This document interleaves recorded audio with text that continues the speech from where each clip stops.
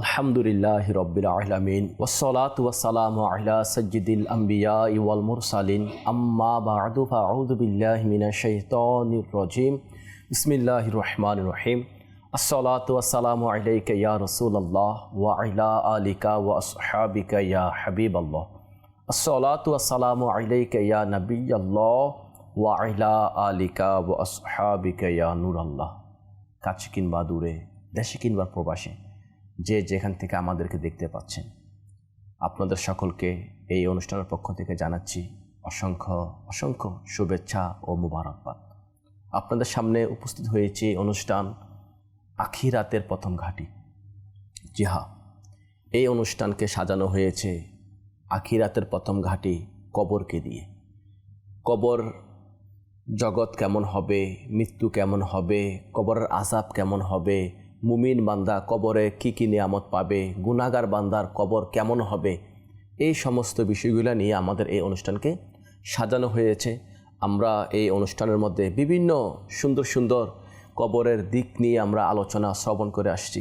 আজকেও একটি আমরা গুরুত্বপূর্ণ কবরের বিষয়ে আলোচনা শ্রবণ করব। আখিরাতের প্রথম ঘাঁটি কবর, এর একটি সুন্দর দিক নিয়ে আমরা আলোচনা শ্রবণ করব। আসুন এর পূর্বে আমরা দুরূদ শরীফের ফজিলত সম্পর্কে শ্রবণ করি। আল্লাহ পাকের সর্বশেষ নবী হুজুর সাল্লাল্লাহু আলাইহি ওয়াসাল্লাম ইরশাদ করেন, যে ব্যক্তি আমার উপর একবার দুরূদ শরীফ পাঠ করে আল্লাহ পাক তার প্রতি 10টি রহমত অবতীর্ণ করেন এবং একজন ফেরেশতা সেই দুরূদ শরীফকে আমার নিকট পৌঁছানোতে নিযুক্ত থাকে। আল্লাহু আকবার। আমরা একবার দুরূদ শরীফ পাঠ করলে ওই দুরূদ শরীফটাকে ফেরেশতারা আমার নবীর দরবারের মধ্যে পৌঁছিয়ে দিবে। তো যত বেশি আমার নবীর দরবারে যাবে, তত বেশি আমার নবীর দয়া আমাদের প্রতি হবে। আল্লাহ করিম আমাদের সবাইকে বেশি করে দুরূদ শরীফ পাঠ করার তৌফিক দান করুক। সল্লু আলাল হাবিব সাল্লাল্লাহু আলা মুহাম্মদ সাল্লাল্লাহু আলাইহি ওয়াসাল্লাম। প্রিয় ইসলাম ভাইরা, আজকে আমরা যে বিষয়টি নিয়ে শুনব তা হচ্ছে আখিরাতের প্রথম ঘাঁটি কবর। আমরা সবাই এই দুনিয়ার মধ্যে আসছি, আমাদের সবাইকে এই দুনিয়া ছেড়ে চলে যেতে হবে। আমরা সবাই জানি আমাদের সবাইকে মৃত্যুবরণ করতে হবে। কোরআনে পাকের মধ্যে আল্লাহ পাক মৃত্যুর ব্যাপারে বলেছে, পারা 4 সূরা আলে ইমরান আয়াত 185-র মধ্যে আল্লাহ ফরমাচ্ছে, বিসমিল্লাহির রহমানির রহিম, কুল্লু নাফসিন যায়িকাতুল মাউত। প্রত্যেককে মৃত্যুর স্বাদ গ্রহণ করতে হবে। মুফাসসিরে কোরআন হযরত মুফতি আহমদ ইয়ার খান রহমতুল্লাহ আলাইহি এই আয়াতে মুবারাকার বলেন, মানুষ হোক বা জিন বা ফেরেশতা, আল্লাহ ব্যতীত সকল প্রাণীর মৃত্যু হয়ে যাবে। আল্লাহ ছাড়া আর বাকি সব কিছু মৃত্যু হয়ে যাবে, যত প্রাণী আছে। আর সকল কিছুই ধ্বংসশীল। কোরআনে পাকের মধ্যে ফরমাচ্ছে, কুল্লু মান আলাইহা ফান। যা কিছু রয়েছে সব কিছু ধ্বংস হয়ে যাবে। এই দুনিয়া ধ্বংসশীল। তো মৃত্যু যেহেতু অনিবার্য, মৃত্যু হয়ে যাবে, ধ্বংস হয়ে যাবে সব কিছু, মৃত্যু থেকে বাঁচার কোনো সুযোগই নেই। আজকের যে বিষয়বস্তু তা হচ্ছে সংকীর্ণ ঘর থেকে প্রশস্ত ঘরের মধ্যে আগমন। সংকীর্ণ ঘর কোনটা, এই ব্যাপারে আমরা শুনব। হাদিসে পাকের মধ্যে রয়েছে, হযরতে বিলাল বিন সাআদ রাদিয়াল্লাহু তাআলা আনহু থেকে বর্ণিত, নিশ্চয়ই তিনি বলেন, তোমাদেরকে ধ্বংসের জন্য সৃষ্টি করা হয় নাই, নিশ্চয়ই তোমাদেরকে স্থায়ী ও চিরদিনের জন্য সৃজন করা হয়েছে।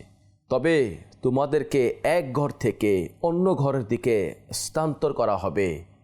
ইবনে কাসেম বলেন, আত্মার 4টি স্তর বা ঘর আছে, প্রত্যেক ঘর তার পূর্ববর্তী ঘর থেকে বড়। প্রথম মায়ের উদর মানে মায়ের পেট, দ্বিতীয় ওই ঘর যা তুমি তৈরি করেছ, তাতে তুমি ভালো মন্দ কর্ম করেছ, অর্থাৎ দুনিয়ার যে ঘর আমরা তৈরি করি। তৃতীয় বরজখের ঘর, তা এই ঘর থেকে প্রশস্ত ও বড়।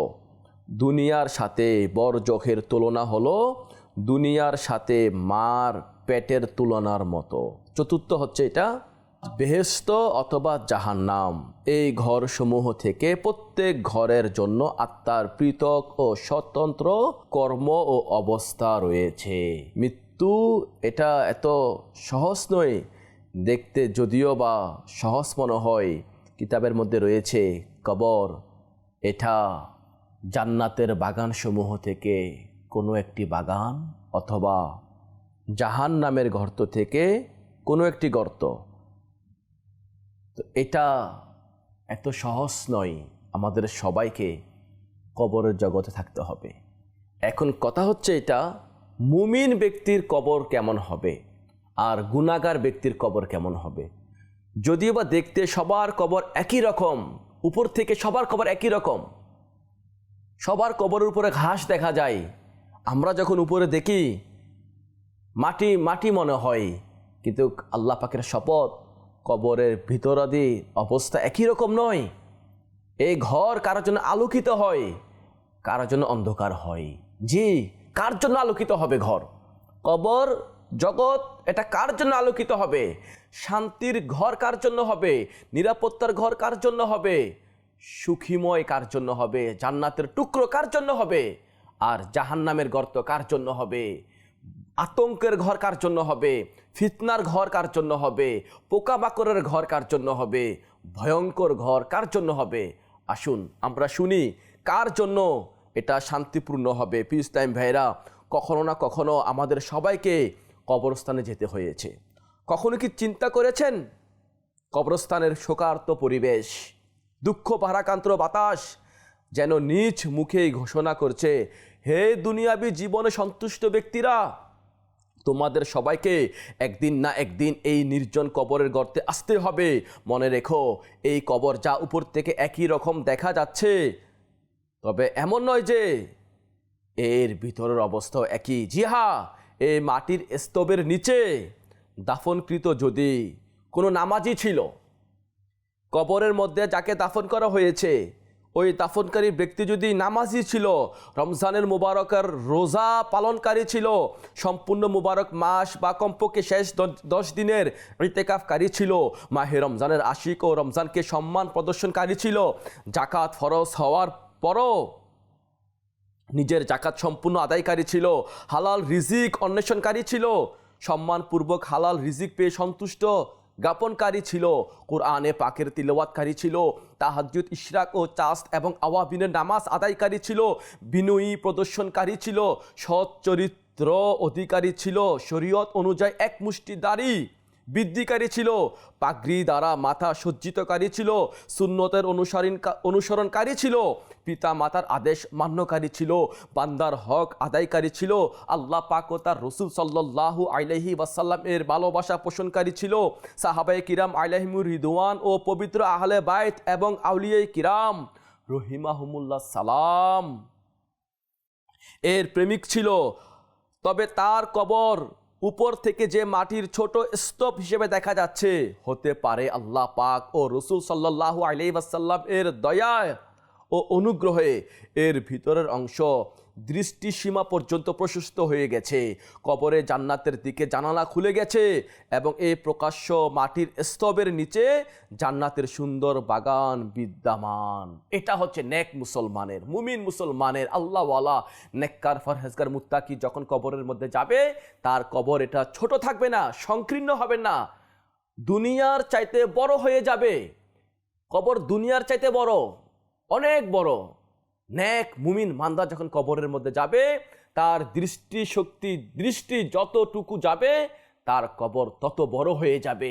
এই হচ্ছে নেক আশিকি রসুল, আল্লাহওয়ালা, যারা আল্লাহ রসুলকে ভালোবাসে, ইমানের সাথে যার মৃত্যু হয়েছে, এই সমস্ত নেককার বান্দাদের কবর এটা ছোট থাকবে না, এটা বড় হয়ে যাবে। কবরের মধ্যে ভয় থাকবে না, আযাব থাকবে না, গ্রেফতার হবে না, তারা কবরের আযাব থেকে নিরাপদ পেয়ে যাবে। পিস টাইম ভাইরা, অন্যদিকে গুনাহগার বান্দা, এদের কবর কেমন হবে? নাফরমান বান্দার কবর কেমন হবে? আমরা শুনলাম নেক ব্যক্তির কবর এটা প্রশস্ত হয়ে যাবে, তার দৃষ্টি যতটুকু যাবে তার কবরও তত বড় হয়ে যাবে। অন্যদিকে এই মাটির স্তবের নিচে দাফন হওয়া ব্যক্তি যদি বেনামাজি ছিল, রমজানুল মুবারকের রোজা জেনে শুনে ত্যাগকারী ছিল, রমজানুল মুবারকের রাতে গলিতে ক্রিকেট ইত্যাদি খেলার কারণে মুসলমানদের ইবাদত ও ঘুমের ব্যাঘাত সৃষ্টিকারী বা এরূপ খেলার দর্শক হয়ে তাদের উৎসাহ প্রদানকারী ছিল, জাকাত ফরজ হওয়া অবস্থায় আদায় করার ক্ষেত্রে কৃপণতা অবলম্বনকারী ছিল, হারাম উপার্জনকারী ছিল, সুদ ও ঘুষের লেনদেনকারী ছিল, মানুষের ঋণ আত্মসাৎকারী ছিল, মদ পানকারী ছিল, জোয়ারি ছিল, মদ্যপায়ী ছিল, মদ ও জোয়ার আসর পরিচালনাকারী ছিল, শরীয়তের অনুমতি ব্যতীত মুসলমানদের অন্তরে কষ্ট প্রদানকারী ছিল, মুসলমানদেরকে ভয় দেখিয়ে ও ধমক দিয়ে চাঁদা আদায়কারী ছিল, মুক্তিপণের জন্য মুসলমানদের অপহরণকারী ছিল, চোর ছিল, ডাকাত ছিল, আমানত ভঙ্গকারী ছিল, অবৈধভাবে জমি দখলকারী ছিল, অসহায় কৃষকের সর্বস্ব হরণকারী ছিল, ক্ষমতার নেশায় মত্ত হয়ে অত্যাচার ও নিপীড়নের তাণ্ডবকারী ছিল, দাড়ি মুন্ডনকারী বা এক মুষ্টির চেয়ে ছোট করে কর্তনকারী ছিল, সিনেমা নাটকের দর্শক ও পরিদর্শনকারী ছিল, গান বাজনা শ্রবণকারী ছিল, সিনেমা নাটকের দর্শক ও প্রদর্শনকারী ছিল, গান বাজনা শ্রবণকারী ছিল, গালিগালাজ মিথ্যা গীবত চুগলি অপবাদ কুধারণা এবং অহংকার অভ্যস্ত ছিল, পিতা মাতার অবাধ্য ছিল, তবে হতে পারে মাটির এই প্রশস্ত মনে হওয়া স্তবের নিচে স্থিরতাময় অবস্থা বিরাজ করছে, জাহান্নামের জানালা খুলে দেওয়া হয়েছে, আগুনের শিখা জ্বলছে, সাপ ও বিচ্ছু দাফনকৃতের শরীরে জড়িয়ে আছে এবং এমন চিৎকার চেঁচামেচি হচ্ছে যা আমরা শুনতে পারছি না। প্রিয় প্রিয় ইসলামী ভাইয়েরা আর মাদানী চ্যানেলের দর্শক শ্রোতা, আপনারা শুনলেন তো, গুনাহগার, ফাসিক, বেআমলদার, আল্লাহ রসুলকে নারাজ করে যদি কোনো ব্যক্তি কবরে যায়, তার কবর আর কবর থাকে না, তার কবর এটা জাহান্নামের গর্ত থেকে কোনো একটা গর্ত হয়ে যায়। তার কবরকে একেবারে সংকীর্ণ করে দেওয়া হয়, এমন সংকীর্ণ করে দেওয়া হয় তাকে চাপতে চাপতে তার উভয় পাশের পাঁজরের হাড়গুলো একটা অপরটার মধ্যে প্রবেশ করে ঠাস ঠাস করে ফেটে যায়, মাটি তাকে চাপ দেয়, কবর তাকে চাপ দেয়, সে আযাবের মধ্যে গ্রেফতার হয়ে যায়, আগুনের গর্ত হয়ে যায়। গুনাহগার ব্যক্তি আল্লাহ পাকের দরবারে তওবা করা চাই, নেক আমল করা চাই, নেক বান্দা যারা আছে তাদের জন্য কবর শান্তিময় হয়ে যাবে, প্রশান্তিময় হয়ে যাবে, আরামদায়ক স্থান হয়ে যাবে। শুনুন, হযরতে আবুল হাজ্জাজ সুমালি রহমতুল্লাহ আলাইহি হতে বর্ণিত, নবী করিম সাল্লাল্লাহু আলাইহি ওয়াসাল্লাম ইরশাদ করেন, যখন মৃত্যু ব্যক্তিকে কবরে নামিয়ে দেওয়া হয় তখন কবর তাকে উদ্দেশ্য করে বলে, হে লোক, তোমার ধ্বংস হোক, তুমি কেন আমাকে ভুলেছিলে? তুমি কি এটা জানতে না যে আমি হলাম ফিতনার ঘর, অন্ধকার ঘর? তারপরও তুমি কি কারণে আমার উপর গর্ব সহকারে চলেছ? যদি সে মৃত ব্যক্তি নেককার বান্দা হয়, তবে এক অদৃশ্য আওয়াজ কবরকে বলে, হে কবর, সে যদি এরূপ হয় যে নেকির দাওয়াত দিত এবং অসৎ কাজে বারণ করত, তবে তার সাথে কিরূপ আচরণ করবে? কবর বলে, যদি এরূপ হয় তবে আমি তার জন্য বাগান হয়ে যাব, অতঃপর সে ব্যক্তির শরীর নূর দ্বারা পরিবর্তন হয়ে যাবে এবং তার রূহ আল্লাহ পাকের দরবারের দিকে উড়ে যাবে। প্রিয় ইসলাম ভাইরা, এটা নেককার লোক যারা আছে তাদের ফজিলত। কবর তো বলবে, আওয়াজ করবে, হুঙ্কার দিবে, হে লোক, তোমার ধ্বংস হয়ে যাও। জানতে না আমি ফিতনার ঘর, অন্ধকার ঘর, সাপ বিচ্ছুর ঘর? আমার উপরে তুমি ধাম্ব শহরে চলাফেরা করেছ। নেককার লোক যদি হয়, সে বেঁচে যাবে, তার শরীর নূর দ্বারা পরিবর্তন হয়ে যাবে, তার কবর নূর দ্বারা পরিবর্তন হয়ে যাবে, তার রূহ আল্লাহ পাকের দরবারের মধ্যে উড়ে চলে যাবে।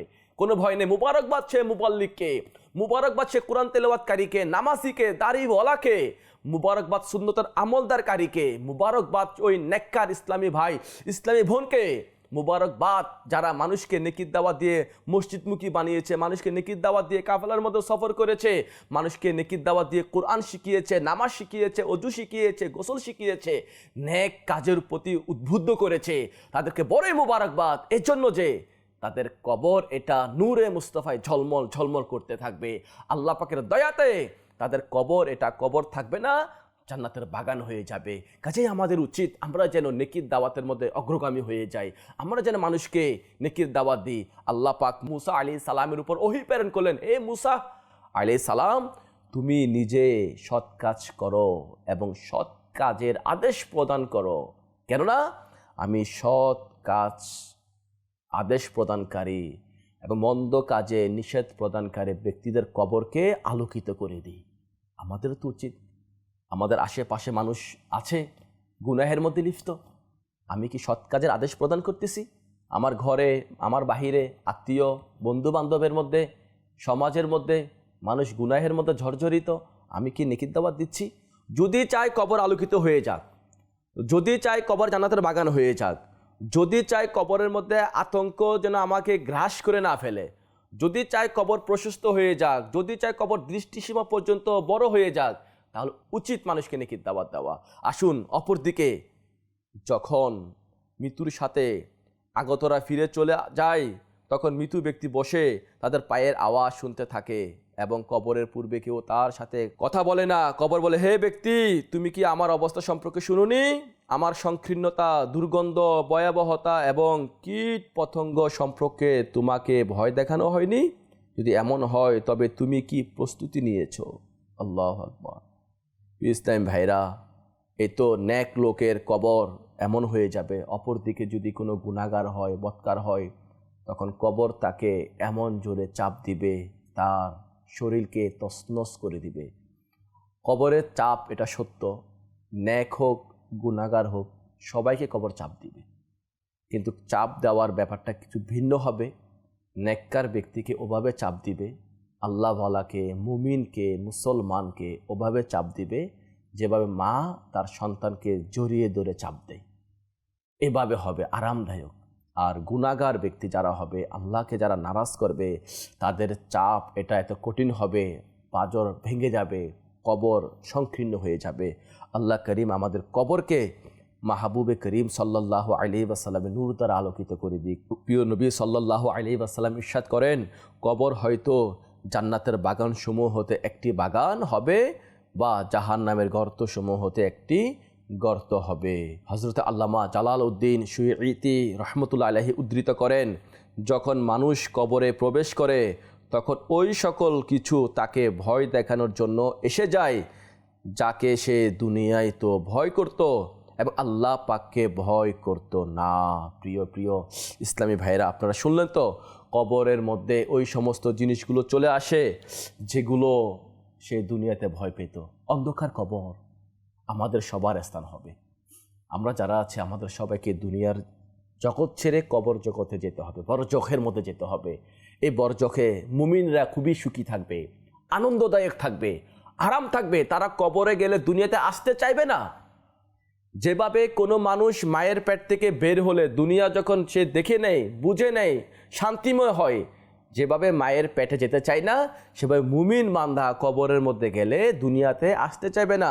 এই ব্যাপারে হাদিসে পাকের মধ্যে রয়েছে, হযরতে সুলাইমা বিন আমের আল হুব্বারি রাদিয়াল্লাহু তাআলা আনহু থেকে বর্ণিত আছে যে, নিশ্চয়ই মুমিনের দৃষ্টান্ত পৃথিবীতে মায়ের পেটের গর্ভস্থিত সন্তানের মতো। যখন সে তার মায়ের পেট থেকে বের হয়, তখন বের হওয়ার কারণে কান্না করে, অবশেষে সে যখন আলো দেখে, দুধ পান করে, সে তার স্থানে প্রত্যাবর্তন করতে চায় না। অনুরূপ মুমিন মৃত্যুকে ভয় করে, আর যখন সে তার রবের কাছে চলে যায়, সে দুনিয়াতে প্রত্যাবর্তন করতে চায় না। যেভাবে গর্ভস্থিত সন্তান তার মায়ের গর্ভে ফিরতে চায় না। আল্লাহু আকবার। যখন মুমিন কবরের মধ্যে যাবে, তখন তার কবর যখন নূর হয়ে যাবে, আল্লাহ পাকের দিদার করবে, রসুলের পাকের দিদার করবে, তার কবরের মধ্যে জান্নাতের নিয়ামত চলে আসবে, তখন সে আর দুনিয়ার এই ক্ষণস্থায়ী এটাকে চাই না। স্বাভাবিক বাচ্চা যখন দুনিয়ার মধ্যে আসে, কান্না করে, দুধ পান করে, আলো দেখে, সে যখন বড় হয়ে যায় আর মায়ের পেটে যেতেই চায় না। একইভাবে মুমিনের উদাহরণ দেওয়া হয়েছে। অন্য এক হাদিসে পাকের মধ্যে রয়েছে, হযরতে আমর বিন দিনার রাদিয়াল্লাহু তাআলা আনহু থেকে বর্ণিত আছে, নিশ্চয় জৈনিক ব্যক্তি মৃত্যুবরণ করলে রাসূলুল্লাহ সাল্লাল্লাহু আলাইহি ওয়াসাল্লাম ইরশাদ করেন, ওই ব্যক্তি দুনিয়া থেকে চলে গেছে। যদি সে সন্তুষ্ট হয়, তাহলে দুনিয়াতে ফিরে আসা তাকে আনন্দ দেবে না, যেভাবে তোমাদের কেউ মায়ের পেটে ফিরে যাওয়াতে আনন্দিত করে না। এটা হচ্ছে মুমিন যে হবে সে। হাদিসে পাকের মধ্যে আরও রয়েছে, মুমিন যখন সংকীর্ণ ঘর থেকে প্রশস্ত ঘরের মধ্যে যায়, তখন সে এই সংকীর্ণ ঘরে আবার ফিরে আসতে চায় না। হাদিসে পাকের মধ্যে রয়েছে, হযরত আনাস রাদিয়াল্লাহু তাআলা আনহু থেকে বর্ণিত, তিনি বলেন রাসূল পাক সাল্লাল্লাহু আলাইহি ওয়াসাল্লাম ইরশাদ করেন, আদম সন্তানের দুনিয়া থেকে বের হওয়া, মৃত্যুবরণ করাকে তুলনা করা হয়েছে শিশু তার মায়ের পেট থেকে বের হওয়ার সাথে। শিশু চিন্তা ও অন্ধকার থেকে দুনিয়ার সৌন্দর্যের দিকে বের হয়। ইসলাম ভাইরা, অন্য এক হাদিসে পাকের মধ্যে রয়েছে, হযরত উবাইদা বিন সামিত রাদিয়াল্লাহু তাআলা আনহু থেকে বর্ণিত, তিনি বলেন রাসূল পাক সাল্লাল্লাহু আলাইহি ওয়াসাল্লাম ইরশাদ করেন, জমিনের উপর যে আত্মা মৃত্যুবরণ করে তার জন্য আল্লাহর কাছে মঙ্গল রয়েছে। সে তোমাদের কাছে প্রত্যাবর্তন করতে চাইবে না, অথচ দুনিয়াতে তার অনেক ধন সম্পদ রয়েছে। আল্লাহু আকবার। মুমিন যখন মৃত্যুবরণ করবে, আল্লাহওয়ালা যখন মৃত্যুবরণ করবে, নেককার মানুষ যখন মৃত্যুবরণ করবে, তারা যখন আল্লাহ পাকের দরবারের দিকে চলে যাবে, দুনিয়ার কোনো সম্পদের প্রতি তারা আর প্রত্যাবর্তন করতে চাইবে না, মন চাইবে না, এটা ক্ষণস্থায়ী ধ্বংস হয়ে যাবে। ইসলাম ভাইরা, এখন আমাদের করণীয় কি? আমাদের করণীয় হচ্ছে এটা, আমরা কিভাবে আমাদের কবরকে আলোকিত করব। এমন কোন কোন কাজ আছে যে কাজগুলো করার দ্বারা কবর আলোকিত হয়ে যায়, এবং এমন কোন কাজগুলো আছে যে কাজগুলো করলে কবর অন্ধকার হয়ে যায়, কবর জাহান্নামের গর্ত হয়ে যাবে, কবর আযাবের টুকরো হয়ে যাবে। এই জিনিসগুলো আমাদেরকে জানতে হবে এবং এগুলোর প্রতি আমাদের আমল করতে হবে। আসুন কবর আলোকিত করে এমন কিছু কাজ সম্পর্কে আমরা শুনি, আর ওই কাজগুলো করার নিয়ত করি, যে কাজগুলো করার দ্বারা সংকীর্ণ কবর এটা আলোকিত হয়ে যাবে। আর ওই কাজগুলো কবরের মধ্যে গিয়ে করতে পারবো না, দুনিয়াতে করতে হবে। দুনিয়ার মধ্যে কাজগুলো করলে ইনশাআল্লাহ কবর আলোকিত হবে, বরজখ আলোকিত হবে, আখিরাতের প্রথম ঘাট কবর এটা আলোকিত হয়ে যাবে। আর যদি মন্দ কাজ এগুলো না ছাড়ি, তাহলে কবর আখিরাতের প্রথম ঘাটি এটা খুবই ভয়ানক হবে। কারণ আখিরাতের প্রথম ঘাটি কবর থেকে যে বেঁচে যাবে, সে বাকি সমস্ত ঘাটির মধ্যেও বেঁচে যাবে। আসুন, আখিরাতের প্রথম ঘাটি কি? হযরতে ফকি আবু লাইস সামারকান্দি রহমতুল্লাহ আলাইহি বলেন, যে ব্যক্তি কবরের একাকিত্ব ও আতঙ্ক থেকে বাঁচতে চায়, তার উচিত 4টি জিনিসকে গ্রহণ করে নেওয়া এবং 4টি জিনিসকে ছেড়ে দেওয়া। যে ব্যক্তি এরূপ করবে, সে কবরে একাকিত্ব ও আতঙ্ক থেকে বেঁচে যাবে। 4টি কাজ, 8টি কাজ, টোটাল 4টি কাজ করতে হবে, 4টি কাজ ছাড়তে হবে। যে 4টি কাজ করবে তার কবর আলোকিত হবে, ভয় থাকবে না, আতঙ্কের মধ্যে পড়বে না, ফিতনার মধ্যে পড়বে না, আযাবে গ্রেফতার হবে না। আর 4টি কাজ এমনও আছে যেগুলো যদি সে করে, তাহলে তার কবর আযাব হবে, জাহান্নামের গর্ত হবে, আতঙ্ক থাকবে, ফিতনার মধ্যে পড়ে যাবে। আসুন 4টি কাজ কি কি? 1 নাম্বার, প্রথম কাজ হচ্ছে নামাজ। নামাজ হচ্ছে ওই কাজ যেটা আল্লাহ পাক আমাদের প্রতি ফরজ করেছে। প্রিয় নবী সাল্লাল্লাহু আলাইহি ওয়াসাল্লাম ইরশাদ করেন, আল্লাহ পাক 5 ওয়াক্ত নামাজ ফরজ করেছেন। যে ব্যক্তি ওই নামাজের জন্য উত্তম পদ্ধতিতে ওযু করবে, তা সঠিক সময়ে আদায় করবে এবং এর রুকু ও সিজদা বিনয় ও একাগ্রতার সাথে সম্পূর্ণ করে, তবে আল্লাহ পাকের দয়াময় দায়িত্ব হলো তাকে ক্ষমা করে দেওয়া। কাজেই 5 ওয়াক্ত নামাজ পড়ার নিয়ত করে নেওয়া চাই। যেখানে থাকি না কেন 5 ওয়াক্ত নামাজ যথাসময়ে আদায় করা চাই। এই নামাজ অন্ধকার কবরের বাতি হবে, নামাজ কবরের আযাবকে দূর করে দিবে, নামাজ আল্লাহ পাকের দয়াতে আমার ঈমানের সাথে মৃত্যুর মাধ্যম হয়ে যাবে। 2 নম্বর কাজ হলো কোরআনে পাকের তিলাওয়াত।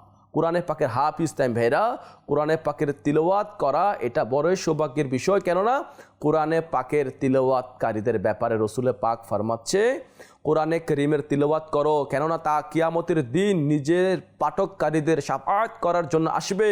অপর এক হাদিসে পাকে রয়েছে, 3 ধরনের লোক কিয়ামতের দিন কালো কস্তুরীর টিলার উপর থাকবে, তাদের কোনো প্রকার আতঙ্ক থাকবে না, তাদের কাছ থেকে হিসাব নেওয়া হবে না।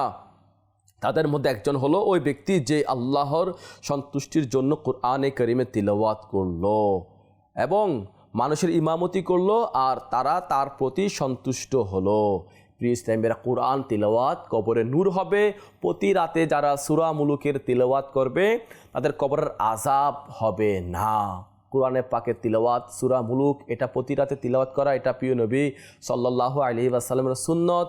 সূরা মুলুক এটা কবরের আযাব বাধা প্রদানকারী একটি সূরা। কাজেই কোরআনে পাকের 29তম পারার 30টি আয়াত সম্বলিত সূরা সূরা মুলুক এটা পড়ার নিয়ত করে নিন, ইনশাআল্লাহ কবরের আযাব থেকে বাঁচার একটা মাধ্যম হয়ে যাবে। এরপর দ্বিতীয় নাম্বার হলো সদকা। সদকা করার দ্বারা কবর এটা আলোকিত হয়ে যায়। 1 নাম্বার হচ্ছে নামাজ, 2 নাম্বার হচ্ছে সদকা, 3 নাম্বার হচ্ছে কোরআনে পাকের তিলাওয়াত।